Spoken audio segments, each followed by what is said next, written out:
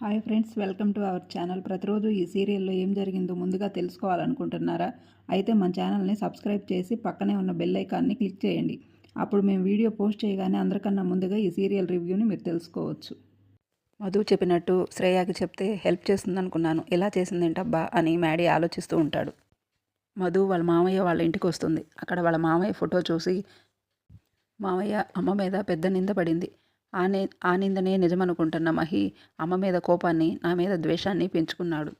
అమ్మ నిర్దోషి అని తప్ప అప్పట్లో ఏం జరిగిందో నాకేమీ తెలియదు.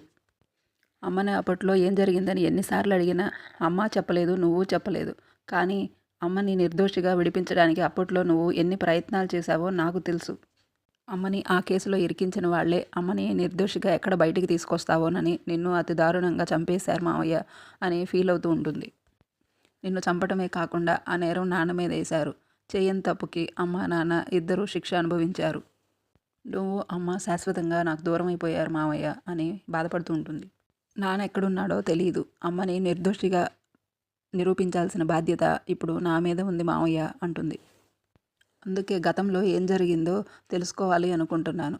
అత్తయ్యని అడిగితే ఆ వివరాలు తెలుస్తాయని ఇక్కడికి వచ్చాను మావయ్య అని మనసులో అనుకుంటుంది. అప్పుడే లోహి వాళ్ళ అమ్మ అన్నయ్య అక్కడికి వస్తారు. ఏంటమ్మా ఆయన ఫోటో వంక అలా చూస్తున్నావు ఏంటి అనగానే అప్పుడు మధు, ఏం లేదా ఆంటీ, అంకుల్ని ఎక్కడో చూసినట్టుంది అనగానే లోహి వాళ్ళ అన్నయ్య, అవునా ఎక్కడ చూసావు అని అనగానే, అంకుల్ ఏం పని చేసేవారు అనగానే టైలరింగ్ చేస్తారు అని లోహి వాళ్ళ అమ్మ అంటుంది. అప్పుడు మధు, అయితే నా చిన్నప్పుడు మా అమ్మ నాన్నలు అంకుల్ దగ్గరే బట్టలు కుట్టించేవారు ఆంటీ అని చెప్తుంది. బట్టలు బాగా కుడతారు అంకులు అంటుంది మధు. అప్పుడు లోహి వాళ్ళ అన్నయ్య, అవునా మీరు అంత దూరం నుంచి ఇక్కడికి వచ్చి కుట్టించుకునేవారా అని లోహి వాళ్ళ అన్నయ్య అంటూ ఉంటాడు. అప్పుడు లోహి వాళ్ళమ్మ ఏ మాటకు ఆ మాటే చెప్పుకోవాలి. బట్టలు కుట్టే విషయంలో ఆయన మాస్టరే అనగానే అప్పుడు మధు, అవును నిజంగానే మాస్టరే అంటుంది. ఆ తర్వాత ఆ షాప్ అక్కడ లేదని నాకు చాలా బాధేసింది ఆంటీ అని మధు చెప్తూ ఉంటుంది. అప్పుడు లోహి వాళ్ళమ్మ, ఏం చేస్తామమ్మా, ఒక దుర్మార్గుడు ఆయన్ని పొట్టన పెట్టుకున్నాడు అంటుంది. అసలు మా ఇంట్లో జరిగిన అన్ని అనర్థాలకి కారణం ఆయన గారి చెల్లెలు ఎవరినో హత్య చేసి జైలుకు వెళ్ళిపోయింది. ఆవిడ గారిని కాపాడే ప్రయత్నంలో ఈయన ప్రాణాలు పోగొట్టుకున్నారు. నిజంగా అంకుల్ వాళ్ళ చెల్లెలు హత్య చేసిందా ఆంటీ అనగానే చేసిందనే అంటారు. అప్పుడు లోహి వాళ్ళ అన్నయ్య, మా అత్తయ్య ఏ తప్పు చేయలేదు అనగానే లోహి వాళ్ళ అమ్మ, చెయ్యకపోతే అన్నేళ్ళు జైల్లో ఎందుకుంటుందిరా, నువ్వు కూడా మీ నాన్నలాగా మీ అత్తయ్యని వెనకేసుకు రావద్దు అని మాట్లాడుతూ ఉంటుంది. వెనకేసుకు రావడం కాదమ్మా, అదే నిజం అని లోహి వాళ్ళ అన్నయ్య అంటుంటాడు. ఏది నిజమో ఏది అబద్ధమో తెలియాలంటే అసలు ఆ రోజు పూర్తిగా ఏం జరిగిందో తెలియాలి అని మధు చెప్తూ ఉంటుంది. అసలు ఆ రోజు ఏం జరిగిందో తెలిస్తే మీ ఆడపడుచు తప్పు చేసిందో లేదో మనం తెలుసుకోవచ్చు ఆంటీ అనగానే లోహి వాళ్ళ అమ్మ వద్దు అంటుంది. గతాన్ని తవ్వద్దు, మానిన గాయాన్ని మళ్ళీ రేపొద్దు, నువ్వు వచ్చిన పని ఏంటో చూసుకొని వెళ్ళు అని లోహి వాళ్ళ అమ్మ మాట్లాడుతూ ఉంటుంది. మీరు మాట్లాడుకుంటూ ఉండండి, నేను ఇప్పుడే వస్తాను అని లోహి వాళ్ళమ్మ లోపలికి వెళ్ళిపోతుంది. అప్పుడు లోహి వాళ్ళ అన్నయ్య, చెప్పు మధు, ఏదో పని మీద వచ్చినట్టున్నావు అని అడగగానే పనేమి లేదు అని మధు అంటుంది. పనేమి లేదు చందు, మా ఫ్రెండ్ వాళ్ళు ఈ కాలనీలోనే ఉంటున్నారు కదా, అందుకనే ఇటు చూడటానికి వచ్చి మిమ్మల్ని కూడా చూసి వెళ్దామని వచ్చాను అని చెప్తూ ఉంటుంది. మీరు చెప్పండి చందు, మీ అత్తయ్య విషయంలో అప్పుడు ఏం జరిగింది అనగానే అప్పుడు నేను చిన్నపిల్లవాడిని, ఏం జరిగింది అన్నది మాత్రం నాకు తెలియదు, కానీ మా అత్తయ్య మాత్రం తప్పు చేయలేదు, చెయ్యదు కూడా అని చెప్తూ ఉంటాడు చందు. శ్రేయ లోహి దగ్గరకు వచ్చి, థ్యాంక్ యూ లోహి, నువ్వు ఇచ్చిన ఐడియా వల్లే మాకు త్వరలోనే ఎంగేజ్మెంట్ జరగబోతుంది అని చాలా ఆనందపడుతూ ఉంటుంది. నువ్వు నా ఆడపడుచు కాబట్టి వీలైనంత తొందరగా నీకు ఎంగేజ్మెంట్ జరిపించడం, పెళ్లి జరిపించడం నా బాధ్యత శ్రేయ అని లోహి మాట్లాడుతూ ఉంటుంది. నేను ఇష్టపడ్డ వ్యక్తిని పెళ్లి చేసుకుంటే సరిపోదు కదా, నా ఆడపడుచు ఇష్టపడ్డ వ్యక్తిని కూడా తనకిచ్చి పెళ్లి చేయాలి కదా అని మాట్లాడుతుంటుంది. ఇలా చేస్తేనే నేను వరుణ్కి భార్యని అనిపించుకుంటాను. మా అన్నయ్య చాలా లక్కీ లోహి, ఎంత బాధ్యత తీసుకునే భార్య దొరకటం మా అన్నయ్య అదృష్టం అని శ్రేయ ఆనందపడుతూ ఉంటుంది. నేను చిన్నప్పటి నుంచి బాధ్యతగానే ఉంటానంట మా మమ్మీ చెప్తూ ఉంటుంది అంటే అప్పుడు శ్రేయ ఓ అంటూ ఉంటుంది. ఇంతలో లోహి వాళ్ళమ్మ ఫోన్ చేస్తూ ఉంటుంది. అప్పుడు లోహి, ఇదేంటి అమ్మ గురించి తలుచుకోగానే అమ్మాయి ఫోన్ చేసింది అని ఫోన్ చూస్తూ ఉంటుంది. అప్పుడు శ్రేయ, ఏంటి లోహి ఫోన్ అలా చూస్తున్నావు అనగానే మా మమ్మీ ఫారెన్ నుంచి అనగానే శ్రేయ, మాట్లాడు మరీ అంటుంది. శ్రేయ ఫారెన్ నుంచి కాల్ వచ్చినట్టుగా బిల్డప్ ఇస్తూ పక్కకు వస్తుంది, ఫోన్ వినపడినట్లుగా. వినిపిస్తుందా మమ్మీ అనగానే నాకు అప్పటి నుంచి వినిపిస్తూనే ఉంది అని శ్రేయ వాళ్ళ అమ్మ అంటుంది. సర్లే ఏంటి చెప్పు, ఎందుకు ఫోన్ చేసావు అనగానే అప్పుడు లోహి వాళ్ళమ్మ, ఇప్పుడు ఏమైనా నీకు ఇంటికి రావడం కుదురుతుందా అని అడుగుతుంది. లోహి, కుదరదు, ఇప్పుడు అసలు కుదరదు అనగానే లోహి వాళ్ళమ్మ, అంత బిజీగా ఉన్నావా ఏంటి అంటుంది. అవును, నేను బిజీగానే ఉన్నాను. నాకు కుదిరినప్పుడు ఇంటికి వస్తాను. నువ్వు పద్దాకులు నాకు కాల్ చేసి ఇంటికి వస్తావా అని నన్ను విసిగించుకు అంటూ ఉంటుంది. నేనేం అనవసరంగా ఫోన్ చేయలేదే. మీ ఫ్రెండ్ మధు ఇంటికొచ్చిందని లోహి వాళ్ళమ్మ చెప్పగానే లోహి షాక్ అవుతుంది. మీ అన్నయ్యతో ఏదో మాట్లాడుతుంది. తను వచ్చింది కదా, నువ్వు కూడా వస్తావేమోనని నీకు ఫోన్ చేశాను అని లోహితో చెప్తుంది. సరేలే, నువ్వేదో బిజీగా ఉన్నానన్నావు కదా, ఆ పనిలోనే ఉండు అని లోహి వాళ్ళమ్మ కాల్ కట్ చేస్తుంది. అప్పుడు లోహి మనసులో మధు ఎందుకు ఇంత సడన్గా మా ఇంటికి వెళ్ళింది, అన్నయ్యతో ఏం మాట్లాడుతూ ఉంటుంది, కొంపదీసి నా గురించి ఏమన్నా చెప్తుందంటావా అని భయపడుతూ ఉంటుంది. తొందరగా వెళ్ళి దాన్ని అక్కడి నుంచి పంపించేయాలని చెప్పి లోహి అక్కడి నుంచి హడావుడిగా బయలుదేరి వాళ్ళ అమ్మ వాళ్ళ ఇంటికి వస్తుంది. అప్పుడు మధు బయలుదేరబోతూ ఉంటుంది. హాయ్ లోహి, బాగున్నావా అని హాయ్ చెప్తుంది.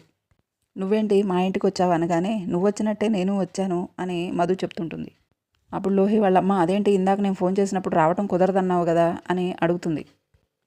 ఇందాక కుదరదని ఇప్పుడు రయ్యను వచ్చేసావు, మీ ఫ్రెండ్ వచ్చిందని అనగానే అదేం లేదు, నీకోసం ఒక శారీ తీసుకున్నాను, అది ఇచ్చి వెళ్దామని వచ్చాను అని లోహి శారీ వాళ్ళ అమ్మకి ఇస్తూ ఉంటుంది. లోహి వాళ్ళమ్మ ఆ చీర చూస్తూ చాలా ఆనందపడుతుంది. అబ్బా ఎంత బాగుందో ఈ చీర, చాలా కాస్ట్ ఉంటుంది అనుకుంటా అనగానే అప్పుడు లోహి అవును చాలా కాస్ట్ ఉంటుంది, నేను ఎప్పుడు చీఫ్ వస్తువులను కానీ చీఫ్ మనుషుల్ని కానీ దగ్గరకు కూడా రానివ్వను అని చాలా పొగరగా అనుకుంటూ ఉంటుంది. అప్పుడు చందు అవును లోహిత, ఈ మధ్య నువ్వు రెగ్యులర్గా అమ్మకి ఏదో ఒకటి తెస్తున్నావు, నీకెంత డబ్బు ఎక్కడిది అని అడుగుతుంటాడు. అప్పుడు మధు అత్తగారి ఇంట్లో ఇస్తున్నారేమో అనగానే చందు వాళ్ళమ్మ షాక్ అవుతారు. అప్పుడు లోహి వాళ్ళమ్మ దానికి అత్తారింట్లో ఇవ్వటం ఏంటమ్మా, దానికి ఇంకా పెళ్లి చేసి పంపించలేదు కదా అంటుంది. మధు ఏమో తనే పెళ్లి చేసుకొని అత్తగారింటికి వెళ్ళిపోయిందేమో అని మాట్లాడుతూ ఉంటుంది. ఏంటమ్మా ఏం మాట్లాడుతున్నావు, లోహితకి మాకు తెలియకుండా పెళ్లి జరగడం ఏంటి అని లోహి వాళ్ళమ్మ చాలా కంగారు పడుతూ ఉంటుంది. ఏంటమ్మా ఇదంతా అని మధుని అడిగి లోహిని కూడా అడుగుతుంటుంది. ఏంటి అసలు ఇదంతా ఏం జరుగుతుంది అనగానే అప్పుడు మధు కంగారు పడకుండా ఆంటీ, మీకు తెలియకుండా లోహికి పెళ్ళి ఎలా జరుగుతుంది అని మళ్ళీ చెప్పి కవర్ చేస్తూ ఉంటుంది. అప్పుడు చందు మరి అత్తారిల్లు అన్నావుగా అనగానే అప్పుడు మధు మేము సరదాగా పీజీలని అత్తగారిల్లు అని ఏడిపిస్తూ ఉంటాం అని కవర్ చేస్తుంది. తను ఇప్పుడు పీజీలో అదే అత్తగారింట్లో ఉంటుంది కదా, అందుకే అలా అన్నాను అనగానే అప్పుడు చందు ఓ అదా అనుకుంటూ ఉంటాడు. అవును లోహిత, మీ వార్డెన్ పేరేంటన్నావు, నాగవల్లినా అని అడుగుతూ ఉంటుంది. అప్పుడు లోహి నాగవల్లి కాదు నాగమణి అనగానే మధు నాకు నాగవల్లి అని చెప్పినట్టుగా గుర్తుందిలే, అందుకని అలా మాట్లాడాను అంటుంది. అప్పుడు చందు లోహిత మీ వార్డెన్ ఫోన్ నెంబర్ ఇవ్వు నాకు, నేను ఒకసారి తనతో మాట్లాడతాను అని చందు అడుగుతుంటాడు. అప్పుడు మధు ఏంటి ఆలోచిస్తున్నావు అంటుంది.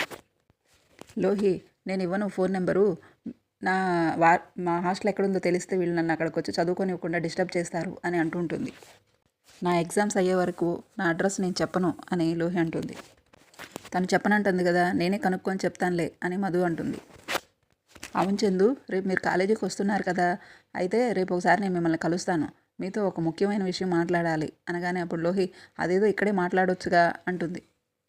కొన్ని విషయాలు ఇంట్లో మాట్లాడకూడదు, బయటే మాట్లాడాలి అని బాయ్ చెప్పి అక్కడి నుంచి మధు వెళ్ళిపోతుంది. అప్పుడు లోహి వాళ్ళమ్మ చాలా మంచి పిల్ల, ఇంట్లో పిల్లలాగా కలిసిపోతుంది అనగానే లోహి కోపంగా ఇంట్లో పిల్ల అని చెప్పి నెత్తినెక్కించుకో అని అరుస్తూ ఉంటుంది. ఆ పిల్లని నెత్తినెక్కించుకుంటే నట్టేట్లో ముంచి మరీ వెళ్ళిపోతుంది అనగానే చందు అదేంటి లోహి అలా మాట్లాడతావు అంటుంటాడు. మధు అలా ముంచే అమ్మాయి కాదు, కాలేజీలో అందరూ తన గురించి ఎంత మంచిగా చెప్తారో తెలుసా అంటాడు. నేను చెప్పాల్సింది నేను చెప్పాను, ఆ తర్వాత మీ ఇష్టం అని లోహి అంటుంది. తనకి ఎంత దూరంగా ఉంటే అంత మంచిది, నేను చెప్పాల్సింది నేను చెప్పాను, తర్వాత మీ ఇష్టం, నేను ఇక చదువుకోవాలి అని చెప్పి అక్కడి నుంచి లోహి బయలుదేరుతుంది. అప్పుడు లోహి వాళ్ళమ్మ వాన రాకడా పోకడా ఎట్లా ఉంటుందో దీని రాకపోకలు కూడా అలా ఉంటాయి అని చందుతో అంటుంటుంది. లోహి మధు దగ్గరకు వచ్చి ఎందుకు వచ్చావే, నువ్వు మా ఇంటికి ఎందుకు వచ్చావు అనగానే మధు ఎందుకు రాకూడదు అంటుంది. నువ్వు మాకు శత్రువు కాబట్టి మా ఇంటికి రాకూడదు అని లోహి అంటుంది. నన్ను నువ్వు శత్రువు అనుకుంటున్నావేమో, కానీ నేను నిజానికి నీ మంచి కోరేదాన్ని అని మధు మాట్లాడుతుంది. ఏంటి నీ వల్ల మాకు జరిగిన మంచి, నువ్వు వచ్చినప్పటి నుంచి మాకు అన్నీ చెడే జరిగాయి అని అంటుంది. చిన్నప్పుడు మా క్లాసులో నేనే నెంబర్ 1, నువ్వు వచ్చాక నేను నెంబర్ 2 అయ్యాను, అది నీ వల్ల నాకు జరిగిన నష్టం. మీ అమ్మ నువ్వు మా జీవితాల్లోకి వచ్చాకే మా అమ్మ నాన్నల మధ్య గొడవలు స్టార్ట్ అయ్యాయి, అది నాకు జరిగిన రెండో చెడు. అంతేకాదు మీ నాన్నే మా నాన్నని చంపేశాడు, అది నాకు జరిగిన మూడో చెడు. నేను హ్యాపీగా పెళ్లి చేసుకొని మా అత్తారింటికి వెళ్తే నువ్వు అక్కడికి కూడా తయారయ్యావు నాకు చెడు చేయటానికి. పొరపాటు పడుతున్నావు లోహిత, నువ్వు అనవసరంగా పొరపాటు పడి నన్ను ద్వేషిస్తున్నావు అని మధు అంటుంది. పెళ్లి విషయంలో నువ్వు చేసిన మోసాలని తప్పుల్ని పెద్దవాళ్ళ దగ్గర చెప్పి క్షమాపణలు అడుగు అని లోహితో మాట్లాడుతుంది. నువ్వు అలా చెప్పలేదంటే ఇటు పుట్టింటికి అటు అత్తారింటికి రెండింటికి కాకుండా పోతావు అని చెప్తుంటుంది. ఈ విషయం బాగా గుర్తుపెట్టుకో అని మధు అక్కడి నుంచి వెళ్ళిపోతుంది. మధుని మ్యాడీ కలిసి తనకి శ్రేయాకి త్వరలోనే ఎంగేజ్మెంట్ జరగబోతున్న విషయం చెప్తాడు. అప్పుడు మధు ఆ విషయం వినగానే షాక్ అవుతుంది. ఏంటి త్వరగా చేసేస్తున్నారా మీకు ఎంగేజ్మెంటు అని షాక్ అవుతుంది. తనకు చెప్తే ఎంగేజ్మెంట్ వాయిదా వేస్తుందని అనుకున్నామా, కానీ తను రివర్స్లో చెప్పింది. తనకు చెప్పింది కాకుండా రివర్స్లో చేయిస్తుంది. ఈసారి మా డాడీ కూడా కొంచెం గట్టిగా మాట్లాడాడు. ఏం చేయాలో అర్థం కావట్లేదు అని చెప్తుంటాడు. దీనికి ఒక్కటే పరిష్కారం. చిన్ని వాళ్ళమ్మ మీ అమ్మని చంపిందా లేదా అని తెలుసుకోవటం ఒక్కటే పరిష్కారం. తేల్చుకునేదేముంది, నిజమేనని నేను నమ్ముతున్నా కదా అని మ్యాడీ అంటాడు. అప్పుడు మధు నమ్మిన ప్రతిదీ నిజం కాకపోవచ్చు కదా, నమ్మిన ప్రతిదీ అబద్ధం కాకపోవచ్చు కదా అంటూ నాకెందుకో మొదటి నుంచి చిన్న అనుమానం ఉంది. నువ్వు ఏమీ అనుకోనంటే చెప్తాను. అప్పుడు మ్యాడీ చెప్పు అనగానే మధు నాకెందుకో చిన్ని వాళ్ళ విషయంలో వాళ్ళ అమ్మ విషయంలో మీ అమ్మ నాన్నలకు కూడా నిజ నిజాలు తెలియవేమో అనిపిస్తుంది. ఎవరో మీ వాళ్ళని రాంగ్ ట్రాక్ పట్టించి చిన్ని వాళ్ళ అమ్మే మీ అమ్మని చంపింది అని నమ్మించినట్టున్నారు. నాకు తెలిసి నీ మనసులో కూడా ఎక్కడో ఒక మూల ఇదే అనుమానం ఉండొచ్చు. చిన్ని వాళ్ళ అమ్మే మీ అమ్మని చంపకపోయి ఉండొచ్చు కదా, అలా ఎందుకు ఆలోచించు అంటుంది. అది నిజం కాకుండా ఉంటే చాలా బాగుండు అని చాలాసార్లు అనుకున్నానని మహి అంటుంటాడు. కానీ మనం అనుకున్నట్లు జరగదు కదా, అలా అని మనం వదిలేయకూడదు కదా, అసలు అప్పుడు ఏం జరిగిందో మనం నిజ నిజాలు తెలుసుకోవాలి అని మధు అంటుంది. అలా తెలుసుకునే ప్రయత్నంలోనే మనం డౌట్స్ క్లియర్ చేసుకుంటూ ఉంటే నిజ నిజాలు బయటపడుతూ ఉంటాయి అని చెప్తుంది. అలా బయటపడే విషయంలో చిన్ని వాళ్ళమ్మ నిర్దోషి అని తేలితే అది మన అదృష్టమే కదా. అలా నిజమైతే అప్పుడు నువ్వు హ్యాపీగా నువ్వు ప్రేమించిన చిన్నిని పెళ్లి చేసుకోవచ్చు కదా. అలాంటి ప్రయత్నాలు ఏమీ నువ్వు చేయకుండా నువ్వు శ్రేయాని పెళ్లి చేసుకున్న తర్వాత చిన్ని వాళ్ళ అమ్మ నిర్దోషి అని తేలితే అప్పుడు పరిస్థితి ఎట్లా ఉంటుంది? నువ్వు ఎంత బాధపడతావు? పెళ్లి చేసుకున్న శ్రేయాని వదిలేసి చిన్ని దగ్గరికి రాలేవు. అప్పుడు చిన్నప్పటి నుంచి ప్రేమించిన చిన్నీని మర్చిపోయి శ్రేయతో కాపురం చేయగలవా? అందుకనే పెళ్ళికి ముందే నిజ నిజాలేంటో మనం తెలుసుకోవాలి అని మధు అంటుంది. అప్పుడు మహి ఓకే తెలుసుకుందాం, మనం నిజాలేంటో అసలు అప్పుడు ఏం జరిగిందో తెలుసుకుందాం అని అనగానే మధు చాలా సంతోషపడుతూ ఉంటుంది. నిజానికి గతాన్ని తవ్వుకోవడం నాకు ఇష్టం లేదు, కానీ నీకోసం నీ మాటకిచ్చిన విలువ కోసం ఒప్పుకుంటున్నాను అంటాడు.